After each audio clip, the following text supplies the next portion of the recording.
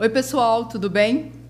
Então, vamos começar mais um podcast. E como vocês estão vendo, eu estou aqui. Saí de lá do bastidor, que eu gosto tanto, e estou aqui. Culpa de quem? Do Thomas. Do Thomas que fez isso. Tá, do Thomas. Mas para nós começarmos o podcast, como todos me conhecem, temos que começar como... Por favor, primeiro, um belo brinde.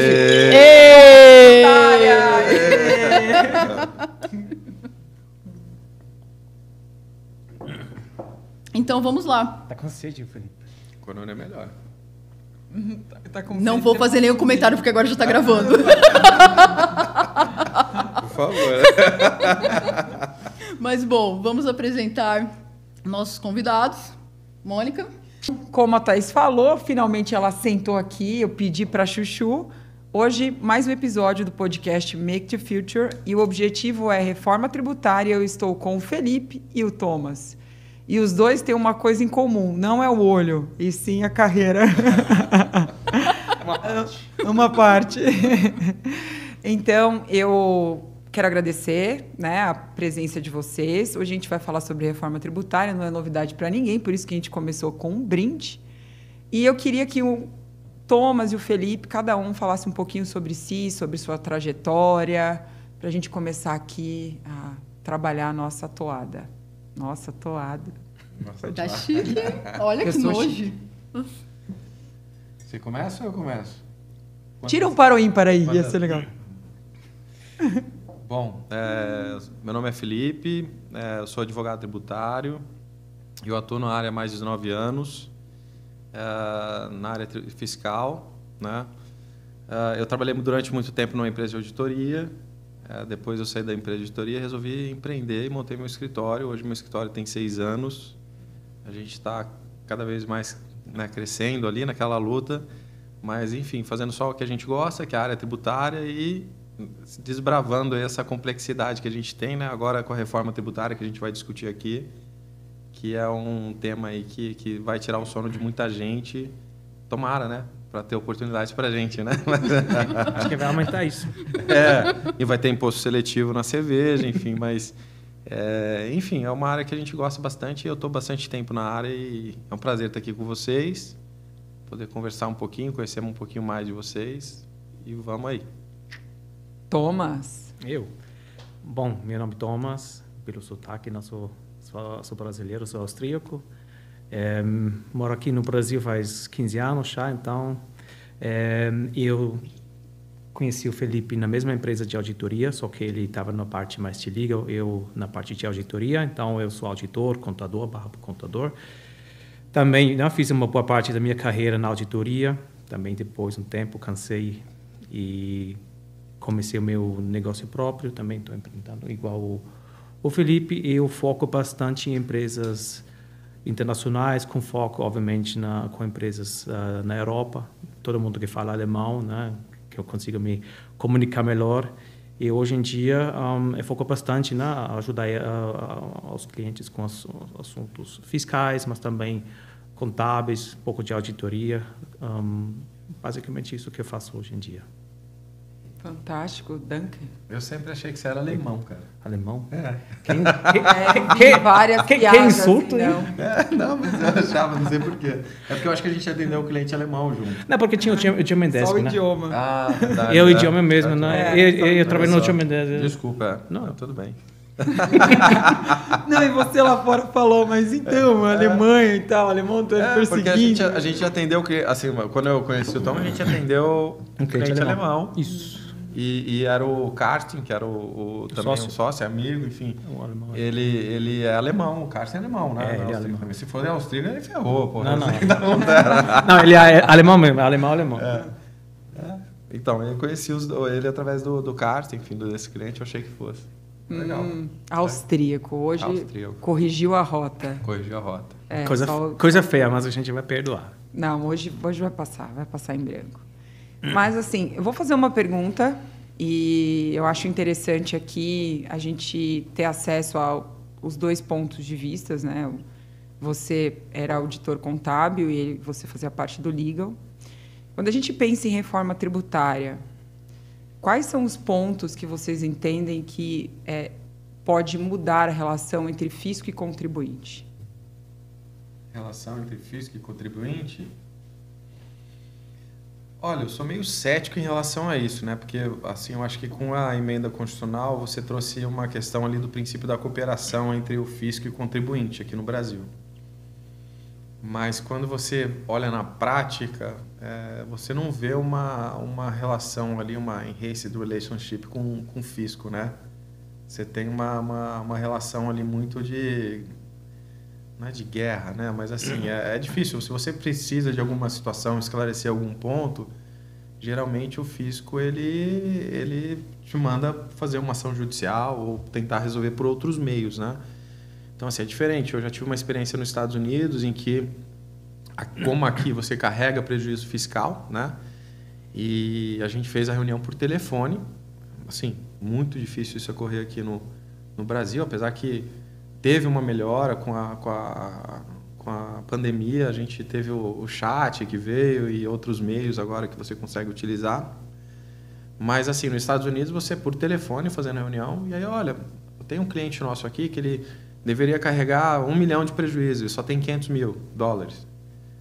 Ah, só um minuto, eu vou dar uma olhada aqui. Aí foi lá, olhou, deu um pouquinho, voltou. Ah, você tem razão, eu vou corrigir aqui. Eu falei, nossa, sério? É verdade? Assim, então, assim, quando você tem também procedimento de fiscalização, o fiscal lá nos Estados Unidos, ele vai até a empresa de consultoria que está assessorando a empresa. Para quê? Para brifar os consultores, falar, olha, o que eu vou querer nesse procedimento é isso. Então, assim, ele brifa os consultores, então, entram em contato com a empresa e não o contrário, né? Mas, assim, eu acho que lá já tem essa cultura, né? Mas eu acho que nada é impossível. Eu acho que isso tem que ser construído, eu acho que a gente tem que construir isso aqui no Brasil. Mas o fato é que hoje ainda a gente não tem isso, né? Eu não sei se com a reforma tributária isso vai melhorar, porque trouxe através da emenda, né? Mas, enfim, a gente tem que ter esperança, né? Eu acho que vale a pena para os dois lados, né? Porque você ajuda a resolver, às vezes, uma situação que pode ser resolvida e que traga receita tanto para a União ou para o ente arrecadador, como também para o contribuinte, que afasta um passivo, um risco tributário que ele possa ter, né? Mas, enfim, é um pouquinho minha visão do que eu tenho desse relacionamento entre fisco e contribuinte no Brasil. E você, senhor Thomas, qual é a sua opinião? Bom, o meu contato sempre com o fiscal é quando tem um problema formalizado, em papel, porque o auditor ele recebe depois já, né, o resultado da fiscalização de uma auditoria. Então, mas como estrangeiro, né, como eu vejo mais o passado e talvez a presença, né, do que talvez o futuro. Eu acho que, até comparando com a Europa, é um pouco o que o Felipe disse, né? Na Europa, uma fiscalização é muito mais amigável, né? Mais uma discussão. Obviamente, tem multa também, tem tudo isso, mas tem uma discussão e tem, na maioria das vezes, um resultado justo, né? Aqui no Brasil, quando eu comecei a auditar empresas, né, vendo o número de processos que tem aqui, e é assustador, né? E os números envolvidos são muito relevantes. Então, o que talvez eu espere do futuro, talvez um pouco mais de transparência, de clareza, como no Brasil já tudo é muito transparente, né? A Receita Federal hoje em dia ela sabe de tudo, todas as transações. Talvez melhore mais ainda ter talvez menos discussão acima de certas situações que foram identificadas, porque tem menos complexidade talvez nas regras, né? Isso talvez, eu acho que é uma das expectativas da indústria, ter um pouco mais clareza, mais preto branco do que talvez cinza, menos discussões, menos briga entre estados. Então, no final das contas, eu acho essa minha expectativa, talvez ter menos processos, né, jurídicos em andamento acima de assuntos que já poderiam ter sido resolvidos mais amigáveis, envolvendo menos dinheiro, menos recursos, antes de talvez entregar o resultado de uma fiscalização. E você, senhora Thaís? Melhor não Nesse momento é melhor eu não dar minha opinião, de coração. Por quê? Uma abstenção de opinião. Vou, total. Ai, meu Deus. Porque a Receita tem a coragem, eu estava falando de 98%. Eles sabem o que acontece deste jeito. E complementando o que os dois falaram, nós estamos falando de uma receita que o objetivo deles não é esse. Então, o objetivo deles, muitas vezes, é... Perfeito. Então, nós estamos falando de um país que, infelizmente, não sei até que ponto... Interessa, né? Ou não. Então, tá ótimo isso. Eu tô começando, você tá terminando. Então, não tá saindo da minha boca, está saindo da sua. Não, Muito obrigada. Eu agradeço esse momento. Então, assim... Tô tentando te ajudar aqui. Eu posso falar. E eu agradeço. Depois esse é o... Então, assim, tem coisas que não, agradeço, continuo. E tem coisas que, felizmente ou infelizmente, no nosso país, para chegar num nível de um telefone, oi, tudo bem? Primeiro porque para falar com eles por telefone já é um milagre. Quando nós precisamos de algo, senta e espera. Mas perfeito. Já mandou carta? Então, Por correio. não sei. Não vamos também entrar nisso. Mas, então, assim, mas, ao mesmo tempo, nós temos que ter a visão que isso vai melhorar. Esperamos. Afinal, o brasileiro é uma pessoa resiliente, alegre, feliz. Graças a Deus, não somos assim. Porque se depender de outras coisas, por isso que eu falei, algumas coisas é melhor não pedir a minha opinião. Eu agradeço. Mas a gente já teve alguns programas já que foram instituídos com essa finalidade, tipo, de grandes contribuintes, a fiscalização, né? De contato, né? Dentro, direto, Tipo né? nos conformes, né, que teve aqui em São Paulo. Até no Goiás, né? Até a Receita Mas eu acho que ainda... Eu não conheço muito... Assim, eu sei, mas eu acho que funciona melhor, eu acho. Agora, assim, já teve de grandes contribuintes e, assim... Já teve situação que a gente precisou entrar em contato e... Não foi... Teve uma baita dificuldade... Tem um contato da pessoa, mas essa pessoa não pode resolver, enfim. E aí você tem o nosso conforme, o Estado de São Paulo também, que assim, eu não sei até que ponto o cara ele tá ali dentro daquele sistema empresa, né? Não, cara, desculpa, mas é a cerveja que já tá me deixando. Mas até a empresa ela tá dentro daquele sistema, daquele regime ali do nosso conforme, o que beneficia, assim, né? Tem alguns benefícios, questão de crédito, de liberação de crédito, mas não assim, eu acho para fiscalização essas coisas ou esse tratamento com o fisco não teve muito efeito prático, não. E você? E você? Porque você acha que não ia? Eu tô aqui na mesa. Eu adoro esse assunto, então assim, eu não acredito que exista relação também. Eu acho que parte sempre do pressuposto do fisco, ele exige, ele demanda, mas ele não acolhe, ele não apoia o contribuinte durante o processo. Uhum.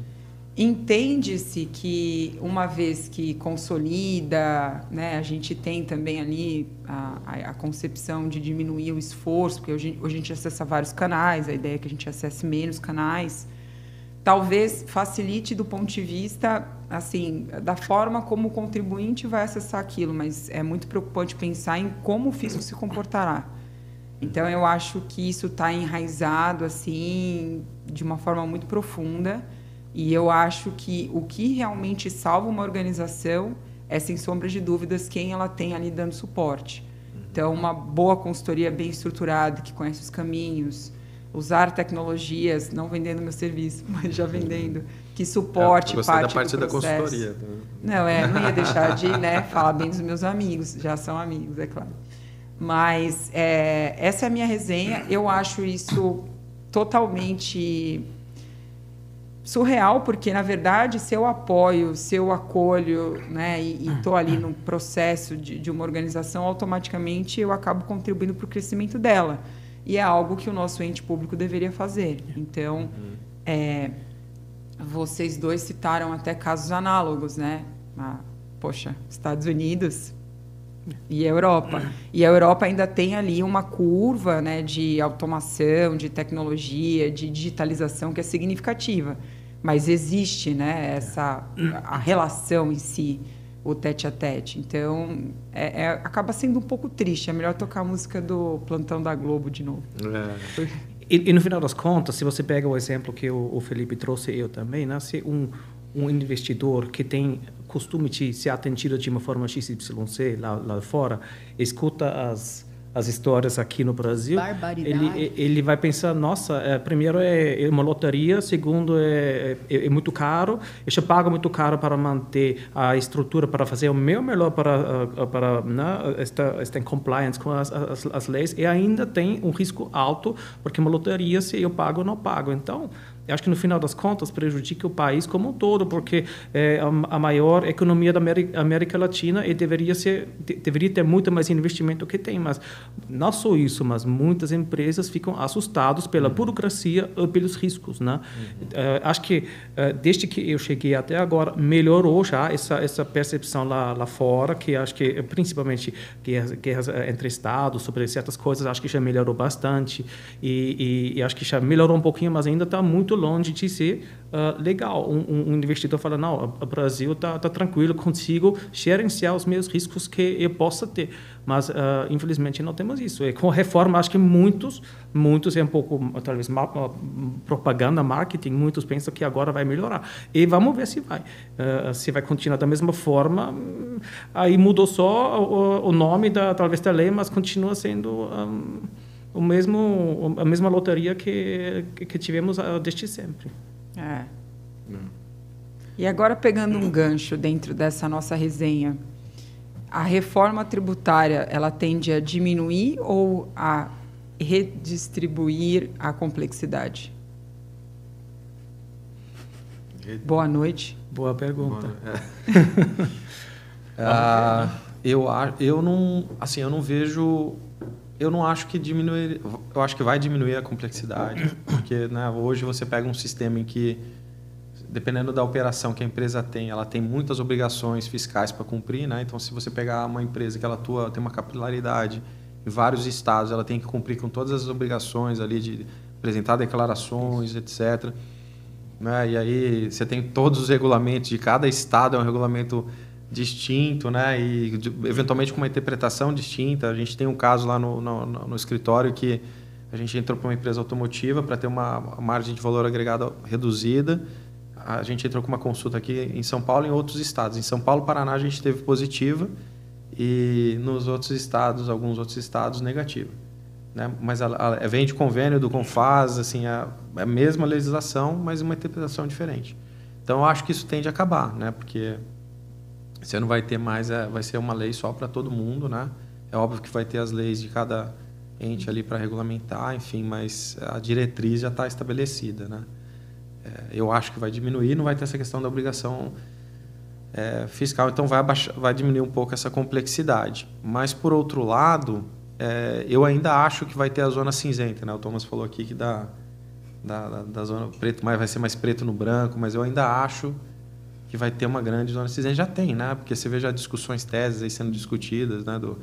Do ICMS na base do IBS, da CBS, exclusão e discussão, né? Para ver se efetivamente não vai ter um projeto que vai deixar efetivamente, estabelecer que efetivamente tem que sair da base, né? Então, nem começou o jogo ainda e já tem discussão referente né, aos impostos novos, ao IVA dual que vai começar. Então, eu acho que tem uma certa diminuição, mas eu não... Eu falo, né? Eu brinco. Tomara que ainda tenha muita disputa tributária ainda, porque tem mais trabalho para a gente, né? Mas, até eu brincando, né? Eu falo que no Brasil a gente tem 2 esportes nacionais. Né? Uma vez estava num cliente alemão, eu já sei que você não é mais alemão, mas... E eu estava nesse cliente, na época lá atrás, aqui no Brasil a gente tem 2 esportes nacionais, né? Dele, o quê? Eu falei, um é o futebol e o outro... Na hora que eu ia falar o outro, ele falou o futebol, o alemão, né? Falou 7-1. Eu falei, não, esquece o futebol. Eu falei, não, é só disputa tributária, né? E aí, assim, se você olhar hoje, o que levou... Se você tem um estudo do INSPER com o CNJ, né, que eles fizeram, e eles fazem uma proporção das discussões tributárias que tem. E a maior parte dela é sobre os impostos indiretos, né? Então, assim, e aí PIS e COFINS, ICMS, então eu acho que tende assim, a diminuir, mas eu acho que ainda vai ter discussão tributária aí para interpretar toda essa legislação que saiu, né? Bom, a resposta acho que é 50-50, né? Talvez, e tomara, né? Pegando até o gancho, tomara. até hoje, muitas empresas e até escritórios de consultoria aproveitaram essas diferenças entre estados para fazer um planejamento bacana de tributária, para se beneficiar das diferenças, né? E como as alíquotas vão se unificar, acho que vai mudar, vai mudar um pouquinho o foco do planejamento tributário. Agora vai ser mais, talvez, split payment, mais focado em caixa, focado em sourcing, em fornecedores, né? Então, acho que o foco da área tributária vai mudar totalmente. Quem era especialista PIS, COFINS e ICMS vai começar do zero, como todos nós, entendeu? Então, o jogo vai começar do zero, todo mundo que já tinha o nome e tudo mais, né? Começa do zero também, mas acho que o foco da área tributária vai mudar. É porque também tem a questão de que, com essas novas normas, antigamente você ia estabelecer uma operação, fazer um planejamento para o cliente, você tinha que entender, vou estabelecer na Bahia, Camaçari, porque é isenção de ICMS. Sim. Então, o benefício fiscal que se tinha, ele era muito relevante para fins de tomada de decisão. Sim. Mas quando você olhar, assim, você tem um custo logístico maior do que você teria se você estivesse em outra localidade. Mas pelo fato de você ter um benefício tributário relevante... Que é absurdo, na verdade. Que não faz sentido você, né, focar muito mais no custo tributário do que no custo operacional. Né? Não, então, isso sempre foi algo muito capcioso. Imagina. Vai acabar, né? Agora vai acabar. Peraí, 50-50 e 50-50 tomara. Essa é a equação da Nova Nazaré. Não, mas ficou bom, né? Mas ficou bom, não. Ficou bom pra quem? Nossa. Não, ficou bom pra gente, com certeza. E para o governo também sempre, né? O governo também sempre ganha. Sempre. Reforma. Vamos continuar na caixinha da reforma. Hoje, se a gente for... idear aqui uma visão de futuro. Quais são os erros que durante a trajetória de vocês perceberam em algum processo de fiscalização que vocês entendem que pode se repetir na reforma? Nossa, são tantos, né? Mas falta de controle no processo como um todo. Você tem que controlar as coisas. E, de novo, vai mudar o controle, vai mudar a forma como você vai controlar certas coisas, vai mudar, mas precisa de controle e planejamento. E isso é fundamental. Se você pega hoje em dia, né, conversamos um pouquinho sobre os pagamentos, a geração de créditos versus termos de pagamento e tudo mais, tudo isso tem que ser planejado. Agora você tem que ser mais empreendedor ainda, né, até nos aspectos tributários do que antes, porque antes se você tinha lei, você aplicava, fez o seu cálculo, esse benefício, implementou o que gerou mais benefício para você. Agora você já tem que reconciliar com termos aspectos financeiros, então tem split payment, por exemplo, né? Enquanto você não paga, você não tem o crédito, aí quando você paga, você tem saída de caixa, mas no outro lado tem crédito, então você tem que revisitar várias coisas. Então, eu acho que tem que controlar muito bem a empresa, continuando, né? Como já era sempre necessário, mas de uma outra forma. Mas eu acho que quando tem um problema fiscal, numa fiscalização, geralmente é falta de conhecimento também um problema, obviamente, como muito complexo, muitos aspectos, muita interpretação, falta de conhecimento, mas falta de controle mesmo na operação. Falamos hoje sobre quando você manda a mercadoria para industrialização, tem que ter um controle. Você volta e controlar, você tem 180 dias, se eu não me engano, né? E aí a maioria das empresas simplesmente não tem. Por quê? Ou falta de braço, ou falta de conhecimento, ou falta de vontade, eu não sei, mas é controle, né? Falta de vontade é ótimo. Ou falta de tudo, né? Não, falta de tudo. Tem empresa que quer arriscar, que fala, é um custo que eu tenho que colocar, eu tenho que implementar um controle que custa, qual é a probabilidade que eu vou ser fiscalizado nessa área, vou arriscar. Tem um pouco de tudo. Vamos lá. Quais são os erros mais comuns em fiscalização que você observou na sua carreira que tende a se repetir na reforma tributária? Eu acho que, assim, questão de erros, eu acho que vai diminuir um pouco porque vai ter aquela questão da apuração assistida, né? Mas isso não significa que você pode deixar na mão do fisco, né? Então, assim, é por isso que daí vem aliado, vou vender aqui a Make the Way, né? a tecnologia. Obrigada. Né? Tá vendo? Agora você vai Valeu. gostar de mim, que ela Ganhou ficou uns brava pontos. que eu falei que ela era mais velha. Ganhou uns pontos. Você viu? Mas assim, eu acho que é muito importante, né? Porque você tem que ter essa questão do acompanhamento, acho que a questão do software, tecnologia, para poder acompanhar essa apuração e tudo, porque assim, vai ter apuração assistida, mas você não sabe quanto assertiva vai ser. Pode ser que... E assim, com a reforma, se você tiver um erro ali, alguma coisinha, pode impactar teu negócio frente aos concorrentes, né? Então, assim, eu acho que vai diminuir, porque eu acho que vai diminuir também não só os erros, mas também possíveis contingências e riscos fiscais, né? Por falta de pagamento, etc., né? Mas, por outro lado, você tem essa apuração assistida, ela acaba trazendo a necessidade das empresas terem um software aliado que consiga, né, ajudá-la ali no dia a dia, identificar os gaps, os pontos, ver se realmente está certo para ela poder agir em on time, né? Porque o negócio vai ser... Né? Então, se for o split payment, você tem que, eu acho que no mês ali, não sai da regulamentação referente à apuração, mas você tem que já dentro daquele mês ali já identificar para tentar corrigir, né? Então, enfim. Mas eu acho que vai diminuir. Eu acho que, resumindo, eu acho que os erros irão diminuir. Vai acabar o subjetivismo, porque geralmente o que acontece? Fiscalização. Você tem muito um subjetivismo. Então, chega o fiscal lá e fala, meu amigo, você não cumpriu com tal requisito, com tal obrigação aqui, enfim, te autuei. Mas não, o fiscal tem... Não quero saber, se defenda. Então, o ônus passa... Né? Ele tem que ter o ônus de, pelo menos, ter um mínimo de evidência para te autuar, né? E aí você tem o ônus de te defender. Mas, nesse caso, como a gente está falando agora dessa apuração assistida, etc. e tal... como vai vir uma coisa automatizada, esse ônus vai passar para o contribuinte, né? Uhum. Então, se você não contestar ali on time, aquilo que ele está ali na declaração, ela vai ser uma confissão. Então, aquilo que você realmente deve. Né? Então, por isso, de novo, né, ressaltando, eu não estou ganhando nada com a Make the Way, enfim, mas...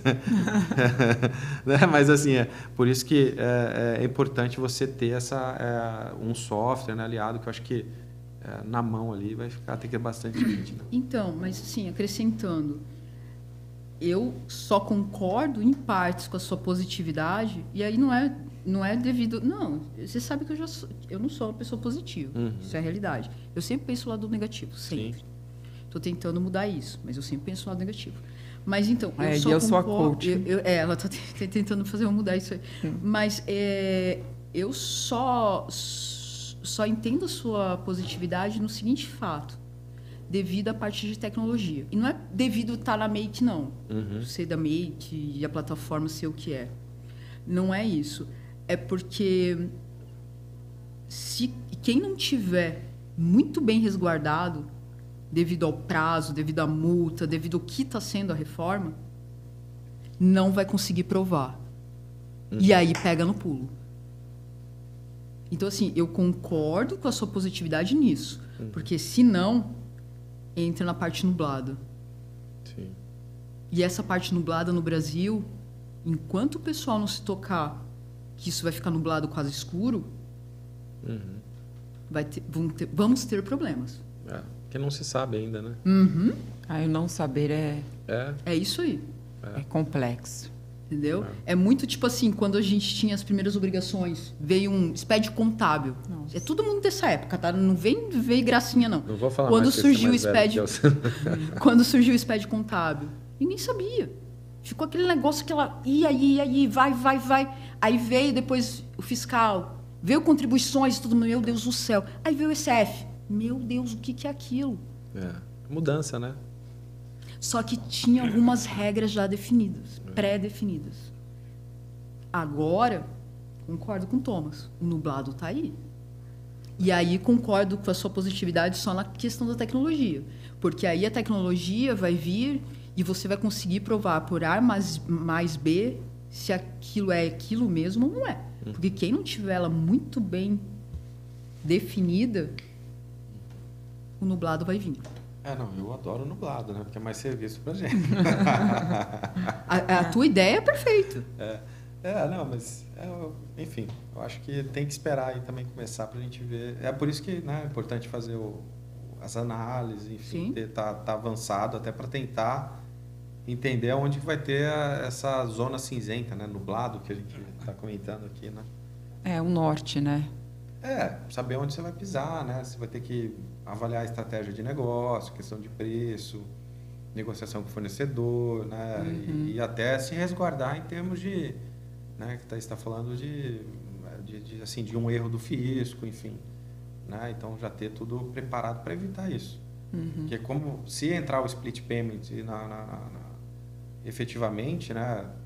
A gente tem 30 dias, né? Assim, eu acho que o Brasil a gente tem um sistema bancário que é bem desenvolvido, né? Sim. Mas assim, até onde eu vi, né, eu fiquei sabendo que tem alguns países que implementaram também de uma certa forma recente, a reforma tributária, mas não conseguiram implementar uma forma também de split payment. Não é igual ao do Brasil, mas, né? Então, pela complexidade, etc. e tal. Então, né, enfim, não sei nem se isso vai para frente aqui, porque aquela questão de você ter que vincular nota, enfim, estou fugindo até do assunto, mas, enfim, eu acho que vai ser bem difícil, né? E aí, de novo, entra a tecnologia, né? Porque É tudo parte do fisco, né?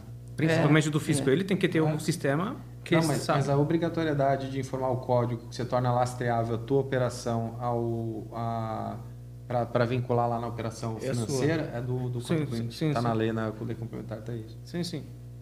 Então ele que vai ter que... Mas o fisco que vai também fazer a leitura. Exatamente, também tem que funcionar nos dois lados. Então, enfim. E pensando nisso, o contribuinte médio, porte, vocês entendem que ele tem a clareza do que será a reforma ou ele ainda está apegado ao discurso público que sai na mídia?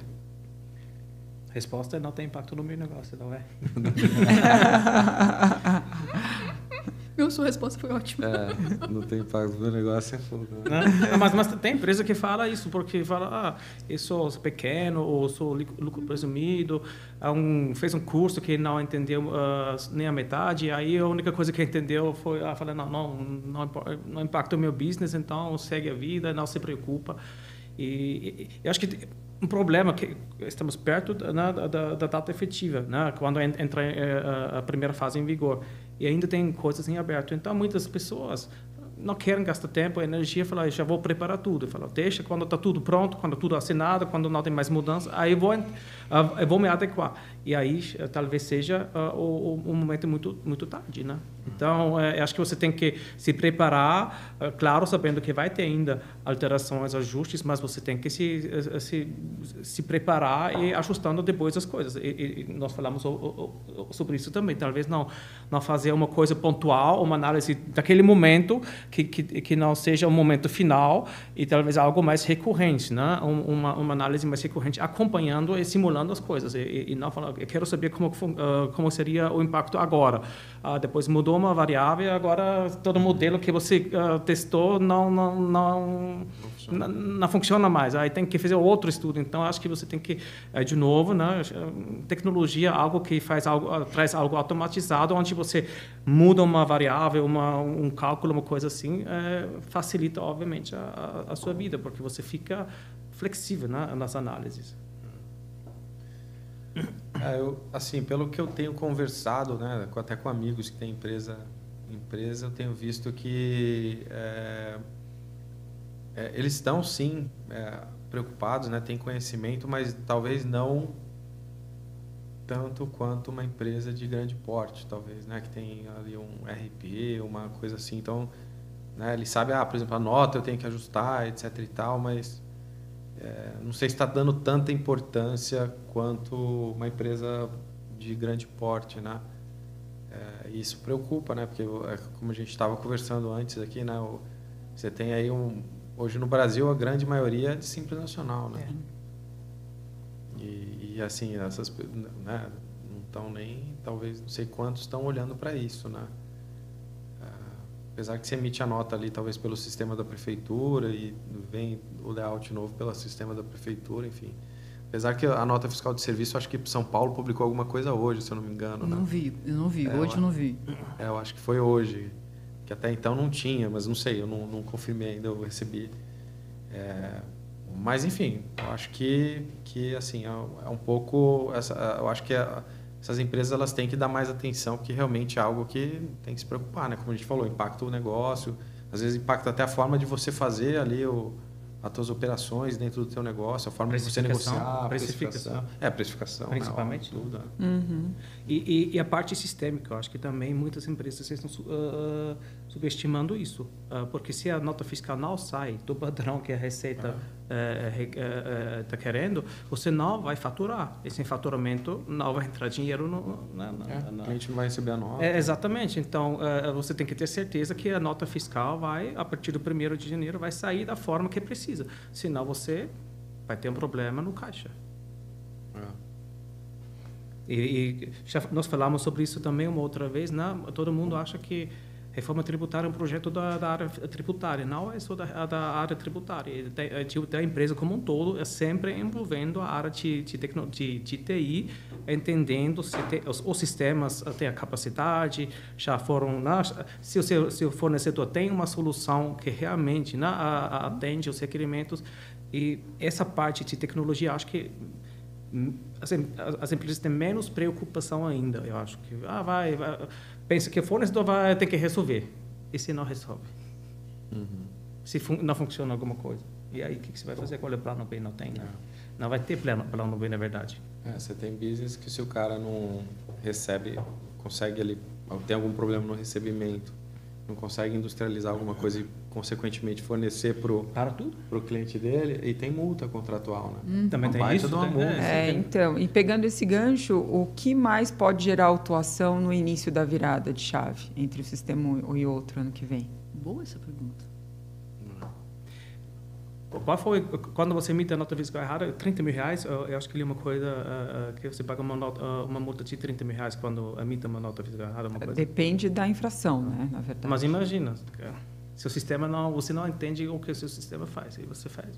Então você acha que está associado à emissão de nota? Acho que no começo talvez sejam até coisas simples. Começo de 2026, básicas. Possivelmente a nota. Coisas básicas, eu acho. Porque a alíquota vai ser de teste, né? Então você não vai ter que... Assim, se você cumprir com as obrigações, que basicamente é a nota, você não recolhe, né?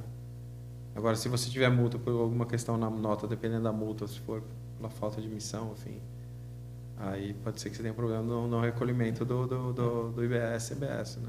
Da alíquota teste. Essas discussões mais judiciais, acho que vem mais em frente, quando tem uma... Não. Você acha que já vai ter no começo? Não posso fazer spoiler aqui, senão vão usar minha brincadeira. Não, mas era o próximo gancho, né? Como fica a litigiosidade? Litigiosidade? Tomara que... Tomara que muita. Assim, como eu falei, eu acho que a gente nem começou, né, o jogo e assim, já começou de certa forma, né, os preparativos, mas ainda não iniciou o jogo e você já tem aí discussões, teses sendo discutidas do próprio imposto seletivo, né, enfim, tem essa da inclusão do IBS, CBS, se não me engano, da base, aliás, do ICMS na base do IBS, da CBS, né, ao contrário. Então, assim, nem começou, isso já tem discussão. Então, assim, imagino o que está por vir, né? Agora a gente vai enfrentar um pico na sua visão profissional. O indicador é esse, vai ter um crescimento...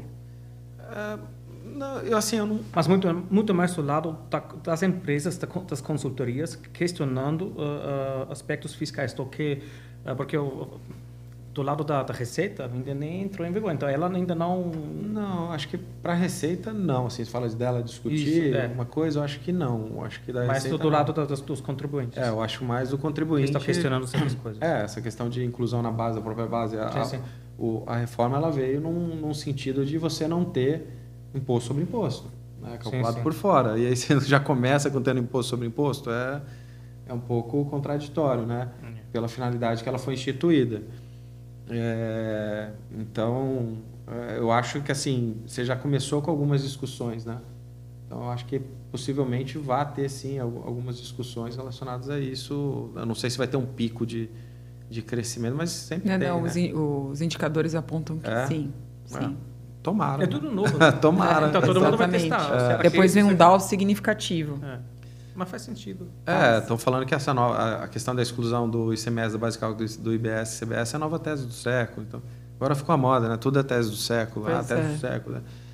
Mas tem outras teses, como eu falei, aquela questão lá do para custo, enfim, de você... porque você tem duas... O IBS você tem o IVADU, que é o IBS CBS, e, assim, teses são de naturezas diferentes, né? A CBS ela é uma contribuição. E aí você tem hoje uma tese que estão se aventando, estão entrando, algumas empresas já ingressaram, que é para você reconhecer como composição do custo o crédito você toma de PIS e COFINS, porque geralmente você tira os 9,25 que você apropria, você não considera para fins de custo da mercadoria ali que você comprou, né, de revenda ou de matéria-prima, para fins do imposto de renda, né? Só que daí qual é a tese? Fala, não, mas o regulamento do imposto de renda ele fala em imposto e não em contribuição recuperável. Então ele fala, opa, então o PIS e COFINS tem que ser considerado. Tá bom, mas aí também tem a CBS, que é uma contribuição. Ela começa teste 2026. Então já é uma tese, inclusive a gente já está oferecendo isso para os clientes de fazer e já incluir a CBS junto. Então não só o PIS e COFINS, mas a CBS. E como o contribuinte está vendo isso? Ele está aceitando? Ele está em dúvida? Qual é a adesão? Adesão?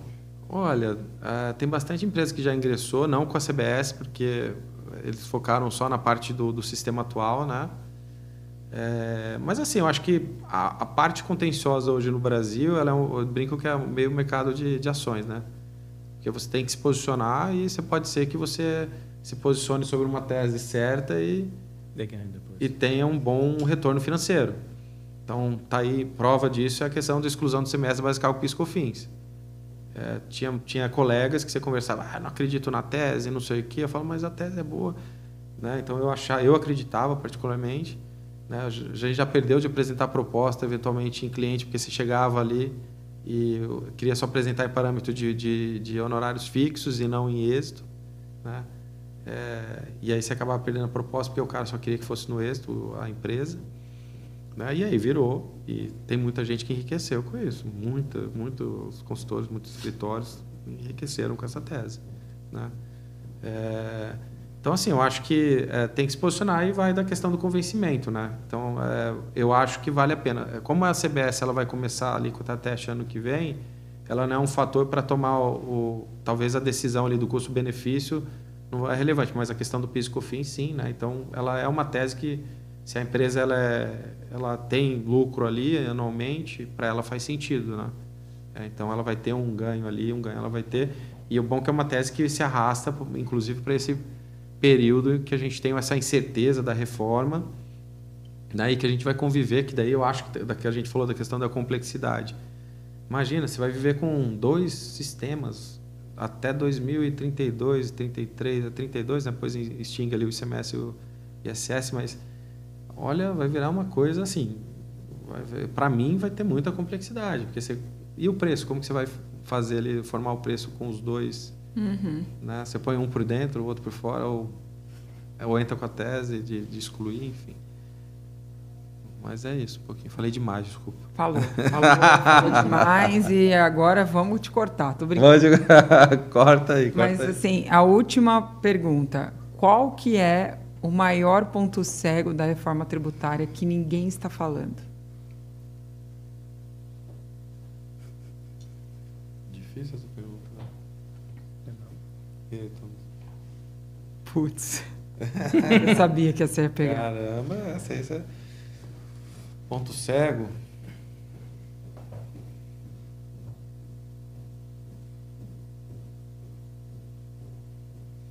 Gente, que salto é esse?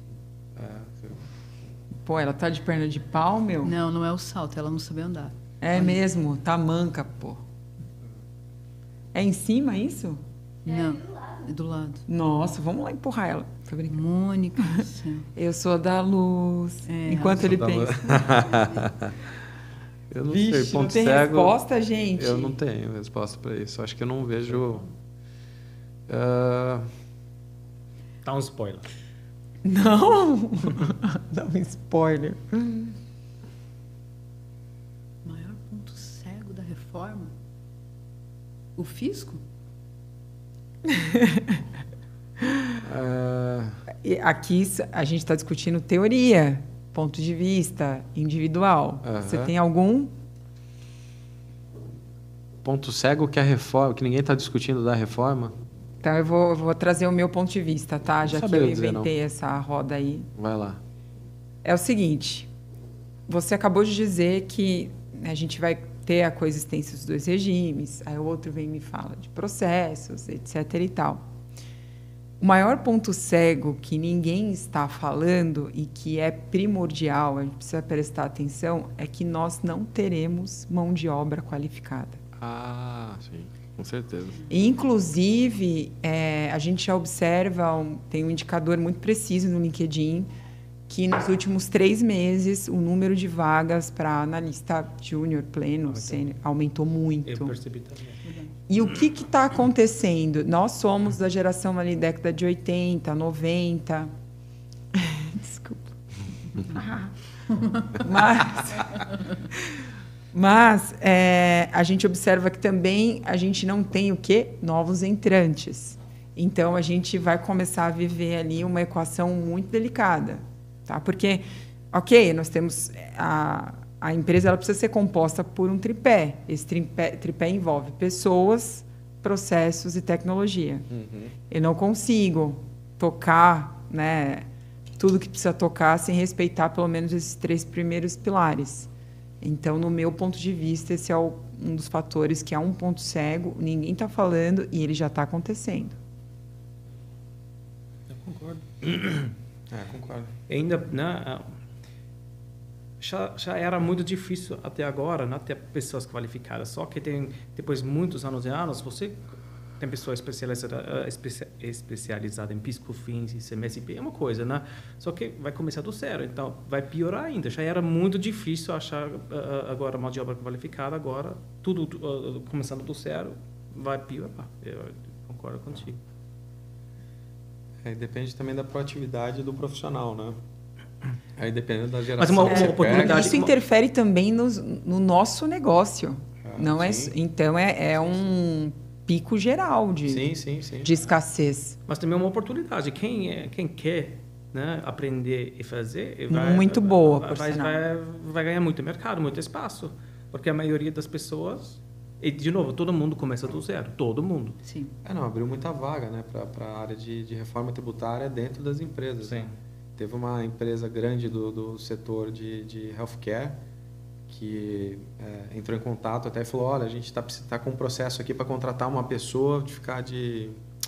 Como que chama? Secondment, que fica dentro da empresa, mas ele não fica vinculado ao CLT. Enfim... PJ? Não. PJ, querido. PJ. PJização. Tá em inglês. PJização. Freelancer. Freelance. A gente tinha um nome que falava lá, mas... Enfim, Quebra-galho. Enfim, de colocar essa pessoa lá dentro, né? Então, acho que elas estão precisando, a gente também vai precisar. E aí você pega um pouquinho a questão da geração nova, né? A gente falou de 80 e 90, beleza. O pessoal que... Eu acho que ainda é uma geração, e o pessoal vai brigar aqui comigo. A gente é da geração... Mas, assim... Até vocês são diferentes, porque vocês estão aqui. Ai, meu Deus! Muito bom esse cara. Mas eu acho, é difícil, né? Porque você deixa tudo para a última hora, não vai atrás, não tem aquele apetite, aquela vontade né? E eu acho que quem tiver, qualquer profissional, seja de que tiver essa vontade, é o que o Thomas falou, né? Vai voar, vai ter muito espaço. Muito. Vai ter muito espaço. Agora é a última pergunta mesmo. Ah, não, você falou que essa era a última. Não, essa é a conclusão da pergunta anterior. Igual na saideira, mas depois da saideira você vai embora. Não. Não, então vai ter mais a música, né? Exatamente, então Você contrataria uma IA que se candidatou para uma vaga específica da reforma tributária? Uma IA? O que é? Brincadeira. Perguntar para mim o que é uma IA. Eu vou pedir para você assistir o filme do... como é que é? Black Mirror? Não. Mas é o filme do... Ai, meu Deus, esqueci. É do menininho, que é uma IA. Da inteligência artificial lá. É bem antes de tudo isso. Não, assiste 2001, Odisseia no Espaço. Vai aprender quem é o HAL, querido. Você nunca viu esse filme? Não. Puxa. Deve ter visto. Não, qual que é? Não, 2001, Odisseia no Espaço. É um dos meus favoritos. É muito inteligente. Ele é de 1967. É muito velho. Eu não sei como ele conseguiu filmar o espaço. Deve ter visto, eu vejo muito. As técnicas são muito... Elaboradas. Muito, elaboradas. se você vê depois as técnicas para... Eu li nesses dias, você conhece o Star Trek, né? Quando eles fazem o beam e tudo mais, eles também mostraram como eles conseguiram. Então, Star Wars, o que é aquilo, cara? Oh, meu Deus, que legal. Bom, parênteses de nerd. Levando em consideração que a gente tende a se deparar com uma escassez de mão de obra, esse movimento da coexistência dos dois regimes, você contrataria uma IA como um agente para executar as análises tributárias? Eu acho... Assim, eu tenho um pouco dúvidas ainda, porque eu não... Assim, Modelo supervisionado. Sabe o que isso representa? Ah, sim. Sim. Supervisionado por um... Supervisionado por um humano. Não, eu contrataria, mas o que acontece? Eu tenho... acho que IA começou a ter essa evolução já há um tempo, né? Mas acho que poucas pessoas conhecem tão bem do IA, né? Então tá todo mundo hoje tem que saber de IA, tem que saber. Eu acho que deu um boom, né? E realmente é muito bom. Eu conheço pouco, né? Mas óbvio que tendo um conhecimento aprofundado, entendendo que aquilo ali traz a segurança e o conhecimento, com certeza. E eu acho que tem que utilizar, né? Como eu estava até brincando, teve um cliente que pediu uma questão relativamente simples, mas que era para mostrar um caminho para ele. Eu peguei ali eu não posso falar o nome, né? Senão não vou. A gente corta. Peguei um desses chats aí, joguei lá, ele me trouxe o arquivo pronto. Eu, óbvio, verifiquei, vi se estava tudo certo, né? Porque depende da IA, né? Você estava me explicando que tem a IA que você tem um repositório, que você vai alimentando os prompts, etc. Aprendendo aqui hoje com vocês, né? Mas ele trouxe, enfim, me ajudou pra caramba, porque eu estava na estrada, indo fazer reunião no interior, né? Então, assim, ajuda muito, eu acho que é o futuro e sim, eu contrataria, né? Mas, assim, eu acho que talvez um pouco hoje com a falta de conhecimento, né, que eu tenho, você tem, talvez, eu acho que até das pessoas, às vezes, essa falta de conhecimento gera um pouquinho de insegurança, né? E aí talvez é uma barreira para até demonstrar o quanto confiável é e o quanto ajuda no dia a dia, o quanto vai eventualmente ali não substituir pessoas, mas facilitar na execução dos trabalhos, né? Porque a gente fica muito preocupado, mas vai diminuir os colaboradores, etc. Eu ia falar isso agora, né? Porque as pessoas vão ter medo de perder o emprego e às vezes você, o head, tinha um departamento grande... Mas era uma vaga que não achou ninguém. De 100 pessoas e você vai perder 50. Então ele acha que vai perder força, entendeu? Relevância, importância. Então. E assim, além de uma vaga que não achou ninguém, também entra no seguinte...